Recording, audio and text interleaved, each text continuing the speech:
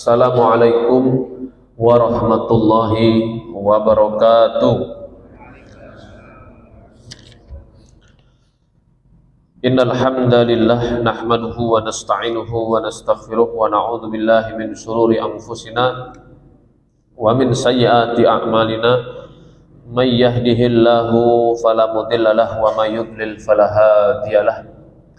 Asyhadu an la ilaha illallah wahdahu la syarika lahu wa nashhadu anna Muhammadan abduhu wa rasuluh la nabiyya wa la rasula ba'dah. Laqad qala ta'ala fi kitabihil karim ba'da an a'udzu billahi minasy syaithanir rajim. Bismillahirrahmanirrahim. Ya ayyuhalladzina amanu kutiba alaikumus syiyam kama kutiba alal ladzina min qablikum la'allakum tattaqun. Wa qala Rasulullah sallallahu alaihi wasallam,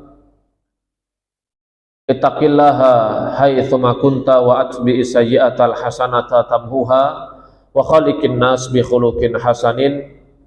Wa fi hadisil ukhra as-siyamu junnah ka junnatin ahadikum minal qital.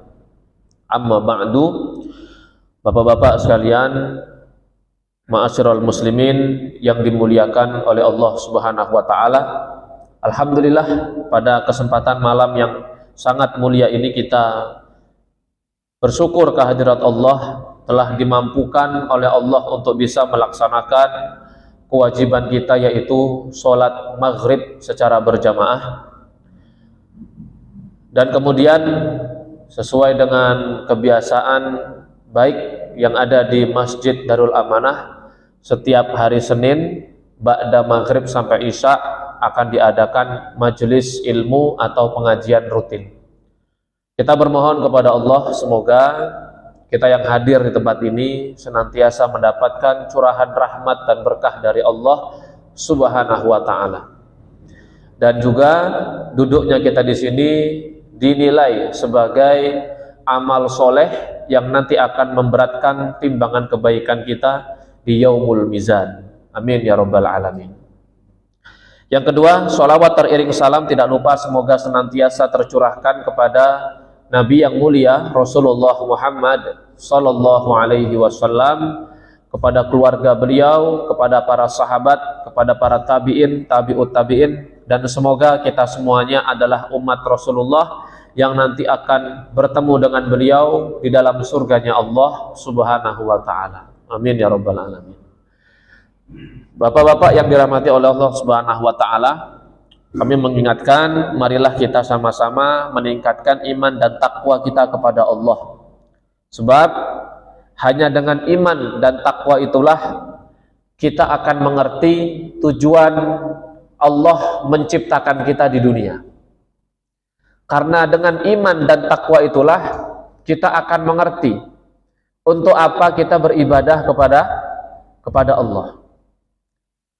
Karena dengan iman dan takwa itu pula lah kita akan tahu untuk apa umur kita habiskan. Karena semuanya harus dengan rel yang berupa iman dan takwa agar tidak tersesat. Maka marilah kita perbaiki kualitas iman dan takwa kita kepada Allah. Semoga itu menjadi bekal terbaik yang nanti akan kita bawa menuju Allah Subhanahu wa ta'ala. Alhamdulillah Bapak sekalian, kita bertemu kembali dalam majelis ilmu kali ini di malam hari yang bertepatan dengan tanggal 21 Sya'ban, ya, malam 21 Sya'ban kurang lebih. Insya Allah 10 hari lagi perhitungan mundur, kalau Allah mengizinkan kita semuanya, kita akan bertemu dengan bulan suci Ramadan, ya, bulan suci Ramadan. Keberkahan Ramadan itu sudah terasa bahkan sebulan sebelum memasuki bulan Ramadan. Ya, suasana Ramadan saking berkahnya bulan tersebut itu sudah terasa sebulan sebelum kita memasuki bulan Ramadan. Mulai dari iklan di televisi itu biasanya sudah mulai nuansanya adalah nuansa puasa. Ya. Dan banyak sekali majelis-majelis ilmu yang ketika masih di bulan Sya'ban itu sudah mulai membahas persiapan-persiapan untuk memasuki bulan Ramadan. Karena memang yang namanya persiapan itu dilakukan sebelum kita melaksanakan aktivitas yang kita lakukan. Misalnya kita mau safar, mau bepergian, maka persiapan mulai dari bekal, mulai dari uang, mulai dari kendaraan harus kita siapkan, ya. Kita mau mempersiapkan ada acara di rumah kita, maka tidak bisa hari ini acara, hari ini persiapan, akan keteteran. Tapi bahkan seminggu sebelum acara kita harus sudah mempersiapkan itu semuanya.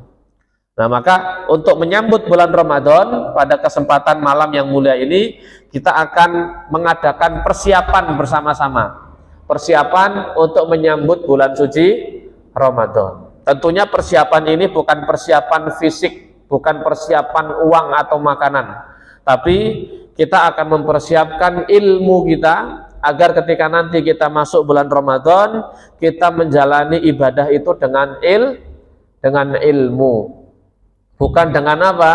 Dengan prasangka, bukan dengan perasaan, sehingga puasa kita tidak berkualitas dan tidak bernilai di hadapan Allah Subhanahu wa ta'ala. Karena kami teringat ada sabda Nabi sallallahu alaihi wasallam, Rasulullah pernah bersabda, rubama shaimin, ya, banyak sekali orang-orang yang berpuasa, laisa lahu min siyamihi ilal ju' wal atos. Tidaklah yang mereka dapatkan dari puasa itu kecuali hanya rasa lapar dan rasa haus saja. Kemudian di lain kesempatan Rasulullah pernah naik ke sebuah mimbar, naik mimbarnya beliau. Jadi beliau itu punya mimbar, ada tangganya. Dan ketika beliau naik dari tangga 1 ke tangga 2, tangga 2 ke tangga 3, beliau selalu mengucapkan amin. Jadi ada amin 3 kali, amin, amin, amin. Para sahabat bertanya, ya Rasulullah, kenapa engkau mengucapkan amin ketika engkau ingin naik ke atas mimbar? Maka kata Rasulullah, salah satu amin beliau adalah adanya malaikat Jibril di sampingku yang berdoa. Salah satu doanya adalah, sungguh merugi mereka yang masuk ke dalam bulan Ramadan tapi dosa-dosanya tidak diampuni oleh Allah Subhanahu wa ta'ala. Maka Rasulullah mengucapkan amin. Nah, bapak-bapak sekalian, tentu kita tidak mau puasa kita 30 hari hanya dapat lapar dan haus. Ya, tapi yang kita inginkan apa? Kita menginginkan supaya dosa kita diampuni, amal soleh kita melimpah, sehingga Ramadan kita benar-benar terasa nikmat. Bukan hanya berhenti makan, berhenti minum. Maka ibaratnya orang lomba, bapak sekalian, ketika kita menjalani lomba, yang namanya atlet kalau ikut lomba, misalnya lomba lari gitu ya, pasti di antara 10 atlet misalnya yang ikut, 10-10-nya pasti ingin mencapai garis finish. Ya, tidak ada atlet yang saya cuma lari 5 meter sajalah. Misalnya lari sprint 100 meter. Saya tidak ingin lari, saya pengen lari 50 meter saja. Tidak, semuanya ingin merampungkan larinya 100 meter. Nah, semua orang yang ingin merampungkan lari tadi, itu semuanya pengen finish. Tapi mungkin tidak semuanya mereka yang ketika sampai di garis finish, itu bisa mendapatkan gelar sebagai seorang pemenang. Ya, jadi antara 10 tadi, mungkin mereka pengen saya sampai finish. Tapi di antara 10 tadi, belum tentu semuanya bisa jadi pemenang, karena disesuaikan dengan kemampuan mereka, sesuai dengan persiapan mereka. Nah, maka kalau kita tarik ke dalam bulan Ramadan, Pak, jangan kita beranggapan bahwa Ramadan kita yang penting puasa dari pagi sampai sore, 30 hari, selesai lebaran. Tapi bagaimana ketika bulan Ramadan selesai, kita ini merasa sedih. Sedih kenapa? Karena kita tidak mendapatkan bonus yang begitu banyak dari Allah atas amal-amal yang kita lakukan. Kita tidak kembali bisa merasakan indahnya sholat tarawih. Kita tidak bisa kembali mendapatkan indahnya berbuka puasa. Kita tidak bisa kembali merasakan indahnya waktu sahur. karena sudah selesai bulan Ramadan. Meskipun di luar bulan Ramadan dia puasa sunnah, tapi suasananya pasti berbeda dengan bulan Ramadan. Maka meskipun Idul Fitri itu lebaran, senang-senang, tapi dalam hatinya yang paling dalam sedih, karena harus berpisah dengan bulan suci Ramadan. Ditambah lagi dia sedihnya kenapa? Jangan-jangan Ramadan saya ini belum mendapatkan ridho dari Allah Subhanahu wa Ta'ala. Itu kekhawatiran yang harus senantiasa kita miliki. Jangan pede saja, ya. Saya sudah sholat tiap hari, taraweh gak pernah tinggal, witir gak pernah tinggal, gitu ya. Tetapi jamaah sekalian, puasanya hanya puasa menahan dahaga dari terbit fajar sampai terbenamnya matahari. Sementara anggota tubuhnya tidak berpuasa. Nah, ada tiga tingkatan. Tiga tingkatan kata Imam Ghazali, di mana tiga tingkatan ini, tiga tingkatan yang biasanya mewakili kualitas puasanya kaum muslimin. Ya, ada tiga tingkatan, tiga kualitas. Kualitas yang pertama adalah puasanya orang-orang awam atau puasanya kaum muslimin pada umumnya. Ya, siapakah mereka yang orang-orang pada umumnya ini? Yang dimaksud dengan puasanya orang-orang umum adalah kaful batni wal farji, ya, menjaga perutnya, menjaga kemaluannya, an qadha'i syahwah. Jadi orang umum puasanya kualitasnya itu cukup menjaga dari makan dan minum serta menyalurkan syahwatnya. Ya. Jadi puasanya cuma itu tok. Ada lagi tingkatan yang kedua, puasanya orang-orang soleh, kata Imam Ghazali. Siapakah puasanya orang-orang soleh? Mereka yang berpuasa lisannya, berpuasa penglihatannya, berpuasa pendengarannya, dan seluruh sairil jawarih, seluruh anggota tubuhnya, anil atham, dari segala macam bentuk dosa dan kemaksiatan. Nah, jadi puasanya orang soleh itu, dia sudah menjaga tidak makan dan minum, tidak menyalurkan syahwat kemaluannya. Dia juga apa? Telinganya berpuasa, Pak. Matanya berpuasa. Mulutnya, lisannya berpuasa. Tangannya, kakinya, dan seluruh anggota tubuhnya dipuasakan. Dari apa? Dari hal-hal yang bisa mengurangi kualitas pahala puasa atau yang bisa membatalkan puasa. Sekarang, mungkinkah telinga kita ini berbuat dosa? Sangat mungkin. Ya, sangat mungkin. Telinga kita misalnya gemar mendengarkan ghibah, dengarkan gosip, mendengarkan apa? Berita bohong. Telinga kita nanti akan apa? Mendapatkan pengurangan dosa, mendapatkan pengurangan pahala dari puasa Ramadan. Mata kita, apakah mungkin mata kita bisa bermaksiat? Kata Rasulullah, an-nadhratu sahmun masmumun min sihamil iblis. Mata itu merupakan sebuah racun yang dipanahkan oleh iblis kepada mata kita. Jadi lewat mata, iblis itu bisa merusak keimanan kita. Dan banyak sekali maksiat yang bersumber dari mata, Pak. Orang berzina, kenapa? Karena melihat. Ya. Orang iri karena melihat. Orang dengki karena melihat. Orang menyombongkan diri karena melihat.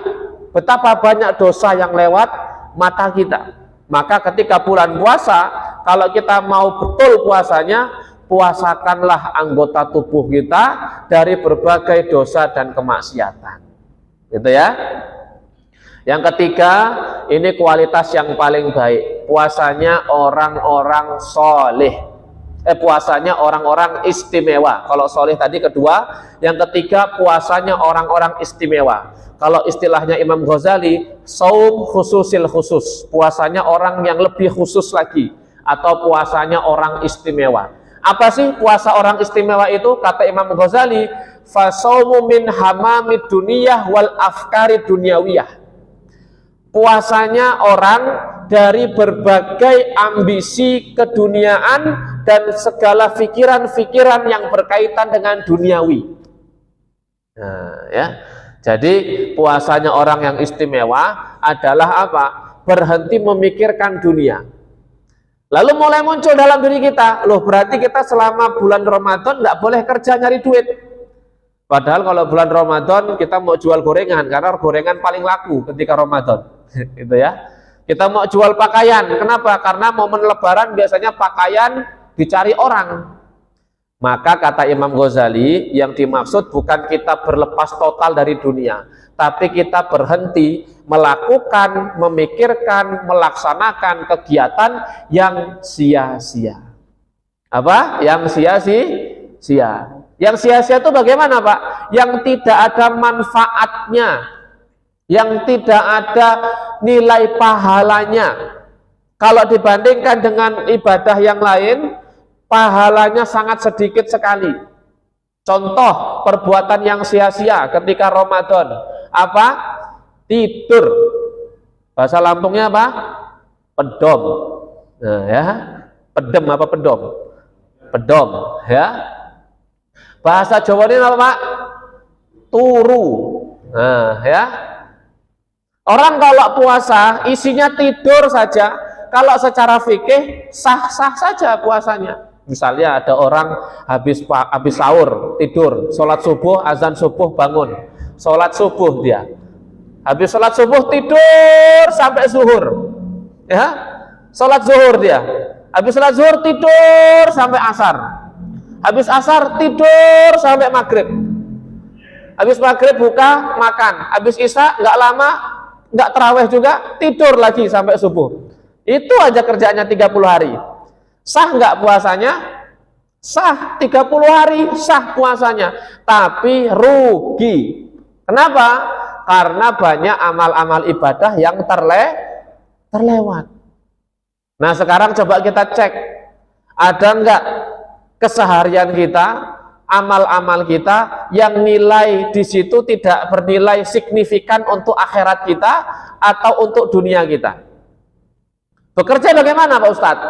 Kalau bekerja itu bukan sebuah hal yang sunnah, itu sebuah hal yang wajib. Tingkatannya wajib, bukan sunnah.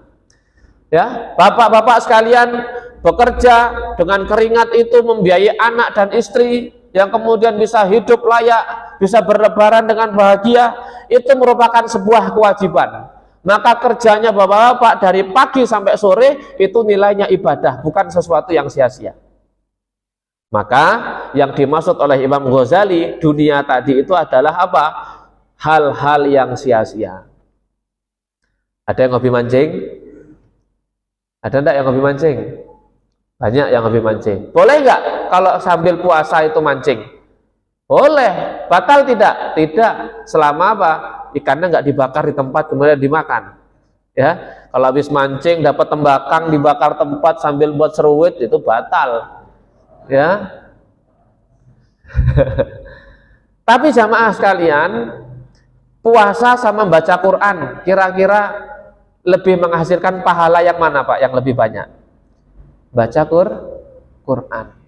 Maka kalau jenengan hobi mancing boleh-boleh saja di bulan Ramadan, tapi jumlahnya dikurangi dikit. Kalau dulu di luar Ramadan setiap hari pergi ke kali mancing, gitu ya. Durasinya kapan? Biasanya dari siang sampai malam. Ini dikurangi seminggu 2 kali, ya, atau sebulan atau seminggu sekali. Kenapa? Karena bulan Ramadan, momen kita untuk ibadah. Ingat, bulan Ramadan itu punya hubungan erat sama Al-Quran. Kata Allah, Syahrul Ramadan alladzi unzila fihil Quran. Bulan Ramadan itu di dalamnya diturunkan Al-Quran. Jadi bulan Ramadan itu nggak bisa lepas dari Al-Quran. Lalu kami bagaimana yang nggak bisa baca Quran? Belajar. Ada metode Sakifah. 5 kali pertemuan, 1 pertemuan 1 jam setengah. 5 kali pertemuan, insya Allah kalau sungguh-sungguh istiqomah pasti bisa baca Quran. Syaratnya cuma 1 Pak. Kita bisa membaca abjad ABCD Dan saya yakin bapak-bapak semuanya di sini bisa baca abjad ABCD. Berarti kalau nggak bisa baca Quran, belajar Sakifah cukup 5 kali pertemuan. Bahkan ada yang sekali pertemuan bisa. Ya, ada ustadz itu tugas Ramadan di Bangka Belitung, di Palembang, Mesuji. Kemudian istri Pak Lurahnya itu nggak bisa baca Quran. Kebetulan Pak Lurahnya itu belajar Sakifah, gitu ya. Pak Lurahnya akhirnya bisa. Kemudian kata Pak Lurahnya, ketika pulang dari belajar Sakifah itu, dia sudah bisa, Pak Ustadz, hari itu saya sama istri saya izin dari kantor, nggak kerja. Dua-duanya saya sama dia nggak keluar rumah. Kenapa? Saya dari pagi sampai maghrib belajar ngaji Sakifah. Alhamdulillah istri saya bisa. Sehari tok, Pak. Ya, sehari tok. Jadi kalau jenengan sekarang belum bisa baca Quran, masih ada kesempatan 10 hari untuk bisa belajar baca Quran. Nanti di bulan Ramadan khatamin Al-Quran itu. Ya, pedes-pedes lah mata itu. Lebih baik pedes baca Quran daripada pedes ngeliat pelampung. Ya, jenengan kan baca Quran, satu hurufnya itu satu kebaikan. Satu kebaikan dikali dengan 10 kebaikan. Bayangkan jamaah sekalian, di bulan Ramadan itu kita dapat jackpot yang begitu banyak, bonus yang begitu banyak dari Allah Subhanahu wa Ta'ala. Maka kalau kita ingin jadi orang yang istimewa kualitas puasanya, tinggalkan perbuatan yang sia-sia. Kalau kita mau jadi orang istimewa, satu, puasa itu jaga makan, jaga minum, jaga syahwat. Sudah beres. Setelah itu jaga anggota tubuh dari maksiat. Sudah beres. Yang ketiga, jadikan puasa itu momen kita untuk menyeleksi segala macam perbuatan kita yang sia-sia, kita singkirkan, kita ambil perbuatan amalan-amalan yang sunnah dan wajib. Insya Allah nanti di akhir Ramadan saya yakin jenengan akan sedih sekali pisah dengan Ramadan. Kenapa, Pak? Karena dia menjadikan Ramadan ini momen yang sangat istimewa. Bapak punya teman dekat, sahabat sejati. Ya, kalau ketemu itu sangat akrab sekali, sangat rindu sekali, bahkan ngobrol 1 jam 2 jam itu nggak kerasa. Bahkan mungkin kita pernah berpisah dengannya, kalau berpisah itu sangat rindu sekali, pengen ketemu lagi, pengen ketemu terus, tiap hari mungkin nelpon, bahkan mungkin tiap hari ke rumahnya, karena ngobrolnya enak, kita punya masalah sharing, orangnya tanggap, peduli gitu ya, sahabat sejati. Ya, pasti akan ingin ketemu. Nah begitulah ketika kita bertemu dengan Ramadan. Kalau dia adalah sahabat sejati kita yang di dunia, maka Ramadan adalah sahabat sejati kita di dunia dan di akhirat. Sebuah pertemanan yang sangat istimewa. Maka ba'asyiral muslimin yang dirahmati oleh Allah Subhanahu wa Ta'ala, mari kita bersama-sama untuk memperbaiki kualitas puasa kita. Nanti di bulan Ramadan kita bersungguh-sungguh untuk beramal soleh. Ada orang yang ketika lewat Ramadan dia biasa-biasa saja, Pak. Ya karena memang Ramadan itu pada zahirnya itu sama seperti hari-hari biasa, nggak ada bedanya, benar nggak? Matahari terbit dari timur, tenggelam di barat. Tidak ketika Ramadan terbit di barat, tenggelam di timur. Ya, sehari tetap 24 jam.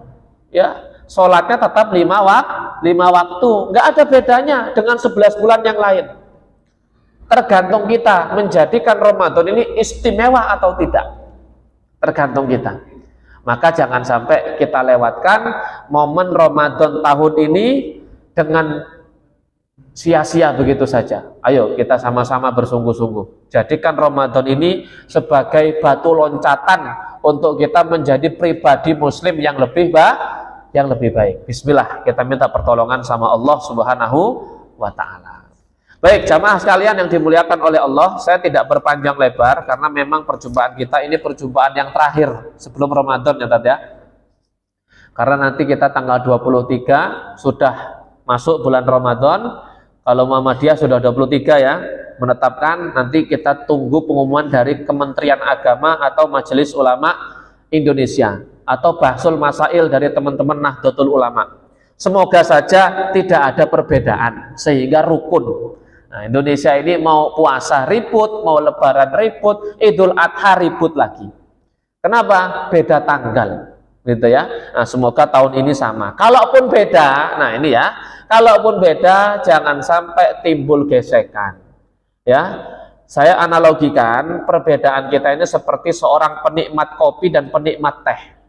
Saya senang kopi, jenengan senang teh. Silakan nikmati kopi Anda, saya nikmati kopi saya sampai nikmati teh sampean. Saya nggak perlu meyakinkan bahwa teh itu bahwa kopi itu lebih nikmat daripada teh, dan Anda nggak perlu meyakinkan kepada saya bahwa teh itu lebih nikmat daripada kopi. Nikmati kopinya, nikmati tehnya. Mau lebaran sekarang silakan yakini dengan pendapat Anda, mau lebaran besok silakan yakini dengan pendapat Anda. Kita hanya orang yang muqallid. Muqallid itu apa?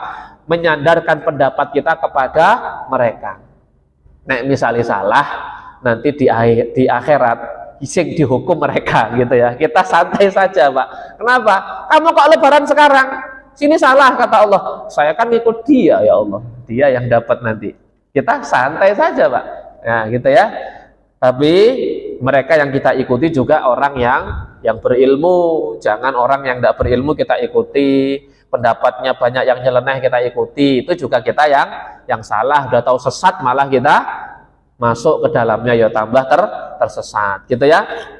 Nah, yang jadi pokok pembahasan kita pada malam hari ini adalah saya akan membahas tentang pertanyaan-pertanyaan yang banyak sekali muncul atau ditanyakan di bulan puasa.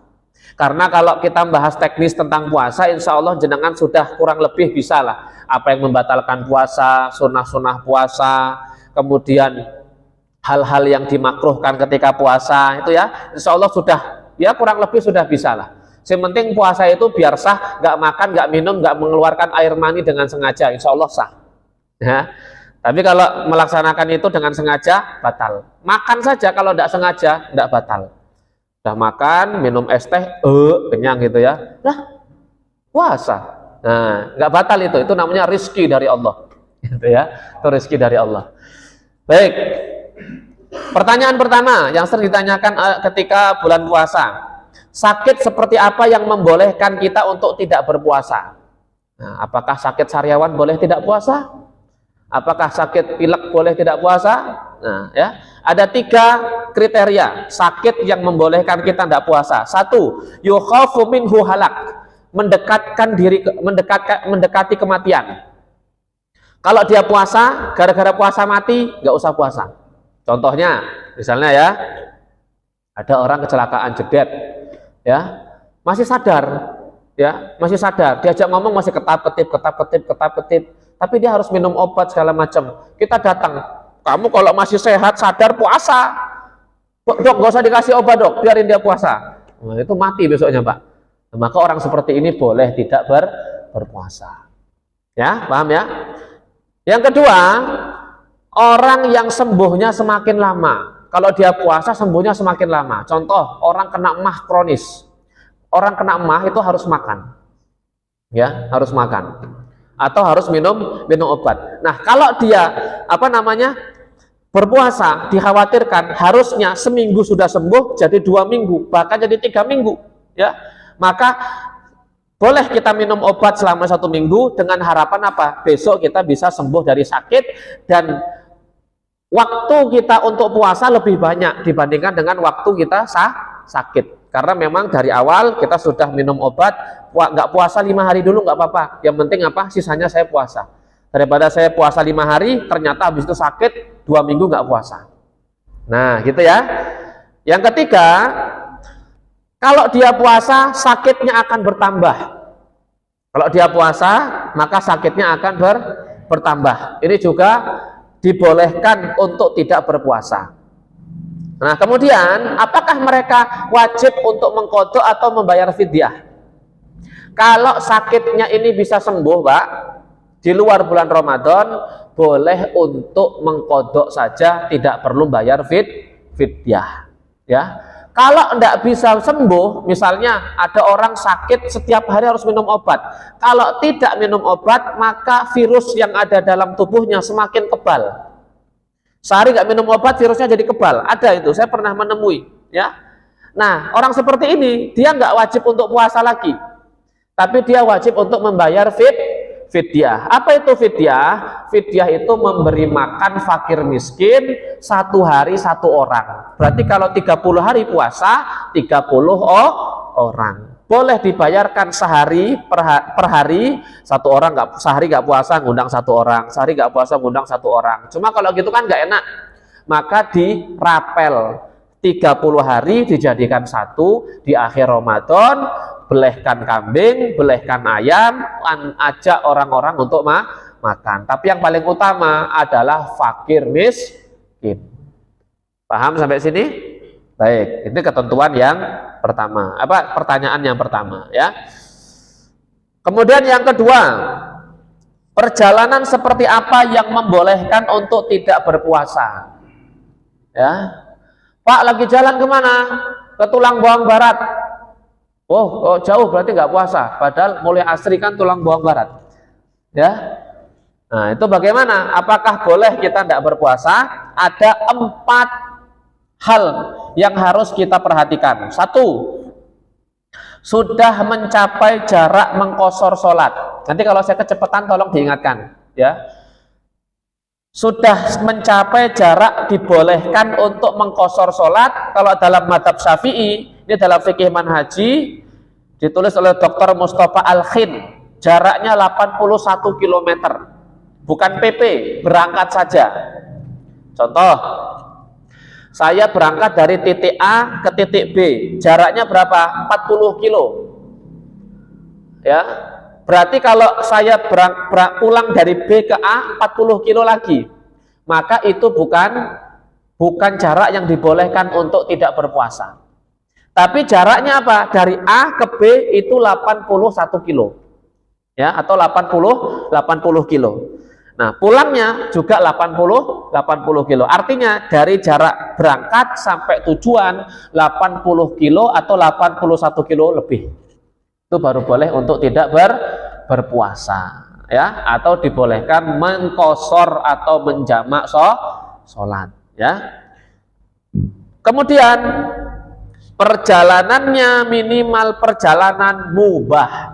Apa perjalanan mubah itu? Kami jelaskan. Perjalanan itu sama seperti hukum syariat. Ada 5 jenis. Perjalanan wajib. Apa contoh perjalanan wajib? Merawat orang tua. Orang tua kita sakit di kampung, kita wajib untuk merawatnya. Pulang kita dari perantauan, pulang ke kampung. Ini perjalanan wajib. Ya, atau perjalanan pergi haji, itu perjalanan wajib. Yang kedua, perjalanan sunnah. Apa perjalanan sunnah? Misalnya kita mau silaturahmi dengan keluarga kita. Kita di Gunung Batin, keluarga kita ada di Kalianda, maka kita silaturahmi ke sana. Jarak sini sama Kalianda lebih dari 81 kilo, maka boleh untuk tidak puasa. Yang ketiga, perjalanan mubah. Apa perjalanan mubah? Perjalanan mubah misalnya jenengan pedagang mau kulaan. Kulaan itu beli barang untuk modal, ya.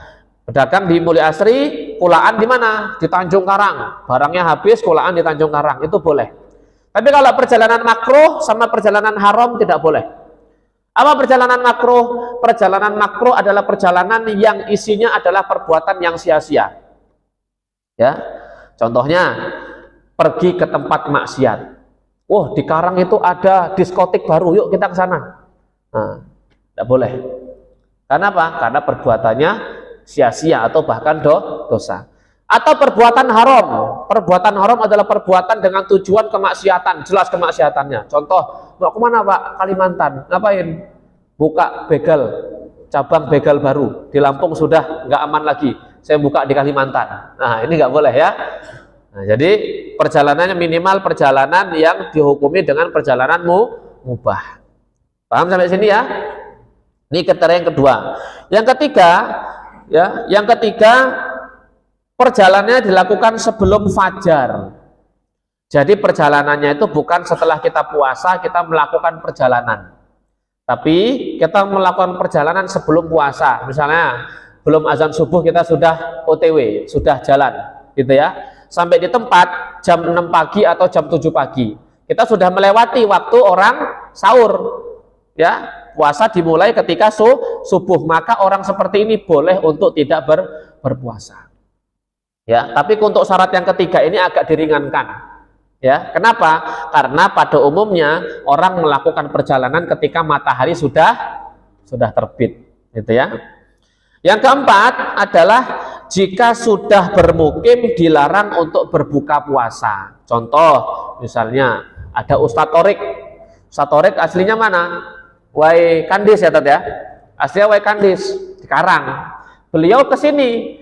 Beliau orang sini atau bukan? Bukan. Tapi beliau di sini mukim atau tidak? Mukim.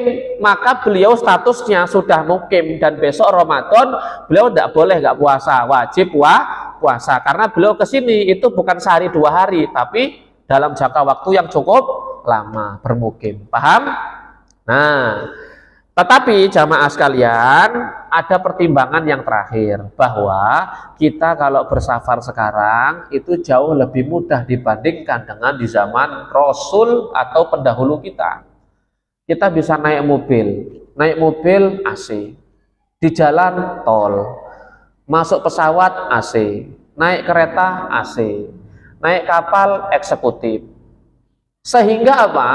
Masyakoh itu keberatan kita di dalam berpuasa, beratnya kita dalam berpuasa itu nggak kerasa dalam perjalanan. Sekarang loh ya. Kalau dulu kan enggak, dulu minimal kendaraan paling cepat itu apa? Kuda. Ya, atau onta. Kalau nggak ada jalan kaki. Ya, maka sekarang jamaah sekalian, kalau kita bisa berpuasa, seyogyanya, sewajarnya kita tetap berpuasa. Kecuali memang sudah sangat tidak memungkinkan lagi. Misalnya dia sopir harus fresh terus kan, nggak boleh ngantuk. Maka dia harus apa? Minum suplemen, minum kerating deng, biar sentrong terus ya matanya. Kalau ngantuk, wassalamualaikum nanti satu mobil. Nah, maka dia boleh tidak berpuasa. Tapi naik penumpang, naik mobil tidur, nanti turun bentar, pulang tidur lagi, ya. Maka itu tidak baik. Maka seharusnya kalau misalnya masih bisa puasa, jangan menggampangkan untuk membatalkan. Kenapa? Karena dalam sebuah hadis doif ya, meskipun doif riwayatnya lemah, tapi boleh dijadikan sebagai motivasi. Kualitas 1 hari di bulan Ramadan, ketika dia batal puasanya, itu tidak akan bisa digantikan dengan puasa selama-lamanya di luar bulan Ramadan. Jadi Pak, sayang sekali, 1 Ramadan itu terlewatkan tanpa puasa. Maka jangan sampai kita menggampangkan hal itu. Paham ya? Baik, ini perjalanan. Nomor 3. Apakah kemasukan air dengan tidak sengaja saat mandi membatalkan puasa? Nah, ya. Kita mandi, masuk air, glek gitu ya. Apakah itu batal puasa kita? Terbagi menjadi 2. Ini diingat-ingat, ini hal penting sekali. Kalau dia mandinya mandi wajib itu apa? Mandi junub, ya, mandi besar. Atau mandi sunnah. Mandi sunnah itu apa? Mandi mau Jumatan, itu mandi sunnah. Ya, mandi mau Jumatan itu mandi sunnah. Mandi mau sholat id itu mandi sunnah. Ya, mandi mau sholat itu mandi sunnah. Jenengan mau sholat 5 waktu sunnah boleh mandi. Ya. Kalau dia mandi sunnah, kalau mandinya itu diambil air pakai gayung, diguyurkan ke badannya, ada sebagian air yang masuk mulut, kemudian nggak sengaja, ini nggak sengaja loh ya, beda nek sengaja mangap, nek nggak sengaja, misalnya dia pas lagi guyur batuk, ada air yang masuk gitu ya, ketelen, nah itu nggak sengaja, maka tidak membatalkan puasa. Tapi kalau mandinya biur berenang, kali lagi banjir, wah, junub ini, berenang aja lah di Batanghari, plung masuk dia. Secara syariat, mandi wajibnya sah. Kenapa? Karena mandi wajib itu syaratnya 2. Niat mandi wajib, yang kedua, memeratakan air ke seluruh tubuh. Ya, meratakan air ke seluruh tubuh. Tapi ketika dia puasa, kemudian kemasukan air di mulutnya dengan tidak sengaja, maka kalau dengan cara berenang batal puasanya. Kenapa? Karena ketika dengan cara berenang, istilah para ulama, madzonna tadkhulul ma, dikhawatirkan ada air yang masuk ke dalam mulut kita. Paham? Nah ya. Jadi kalau misalnya ingin kita tidak batal, maka mandi wajib, mandi sunnahnya guyur pakai gayung saja. Ya, misalnya rumah kita punya kolam renang, mau mandi silakan, tapi jangan sampai kemasukan air ya. Nah, kalau dia mandi mubah itu apa? Ini yang sering kita lakukan, mandi mubah. Ketika bulan Ramadan banyak kaum muslimin yang mandi mubah. Apa mandi mubah? Mandi ben ora sumuk. Mandi supaya tidak panas. Pulang kerja atau istirahat jam 12, panas luar biasa, terik sekali. Mandilah. Biur, glek. Tertelan air, gitu ya. Maka kata para ulama, kalau mandinya mandi mubah, batal puasanya. Lalu bagaimana supaya kita tidak tertelan air? Mandinya cukup dari area leher ke bawah, tapi nggak puas Pak Ustadz, harus basah semua ini. Kalau memang harus basah, pastikan tidak ada air yang masuk ke dalam mulut kita. Hati-hati, ini perkara yang sering kita lalaikan, tapi ini bisa menjadikan puasa kita batal tanpa kita sadari. Lalu bagaimana kalau sikat gigi? Boleh nggak kita sikat gigi di siang hari? Boleh, tetapi makruh hukumnya. Ya, hukumnya makruh. Kalau jenengan mau sikat gigi sebelum sholat subuh, sikat gigi, nanti sikat gigi lagi ketika berbuka puasa. Tapi bau Pak Ustadz, kata Rasulullah, bau mulutnya orang berpuasa itu sama dengan bau kasturi di surga. Nikmati saja, ya. Tapi jangan bagi-bagi, nikmati sendiri, ya. Baik. Jadi jamaah sekalian, karena khawatir kemasukan air, maka sikat giginya nanti ditunda saja. Ya, memang ada hadis, seandainya tidak memberatkan umatku, maka aku akan wajibkan mereka untuk sikat gigi di siang hari, di setiap sholat, ya. Tapi ketika bulan Ramadan, khawatir nanti ada air yang masuk, maka ketika sikat gigi di waktu yang berbuka saja. Berapa menit lagi? 1 menit ya. Baik, terakhir, keluar mani batal atau tidak? Keluar mani selama tidak disengaja tidak batal. Kalau disengaja bentuknya bagaimana? 1, berhubungan suami istri di siang hari, itu batal. Ya. Yang kedua, berupaya untuk mengeluarkan mani dengan cara yang lain. Mohon maaf, dengan cara onani misalnya, atau memikirkan sesuatu yang bisa memancing syahwat, itu batal. Tapi kalau dia dia tidur kemudian mimpi basah, setelah mimpi basah dia sadar, dilihat keluar mani, maka puasanya tetap sah dan tidak usah berbuka. Yang penting ketika mau sholat, misalnya dia tidur jam 1, bangun jam 2:30, loh saya mimpi basah, mau sholat asar, mandi wajib, setelah itu pergi sholat asar, puasanya lanjutkan. Paham? Baik, demikian jamaah sekalian yang dimuliakan oleh Allah Subhanahu wa taala. Kurang lebihnya semoga kita bisa memahaminya, dan semoga di Ramadan tahun ini kita mendapatkan kemenangan sebagai orang-orang yang bertakwa di hadapan Allah Subhanahu wa taala. Demikian yang bisa kami sampaikan. Jika ada salah kami mohon maaf, kepada Allah kami mohon ampun. Kita tutup dengan hamdalah dan doa kafaratul majlis. Alhamdulillah rabbil alamin, subhanaka Allahumma wa bihamdika, nasyhadu alla ilaha illa anta, astaghfiruka wa atubu ilaik. Kami akhiri, wassalamualaikum warahmatullahi wabarakatuh.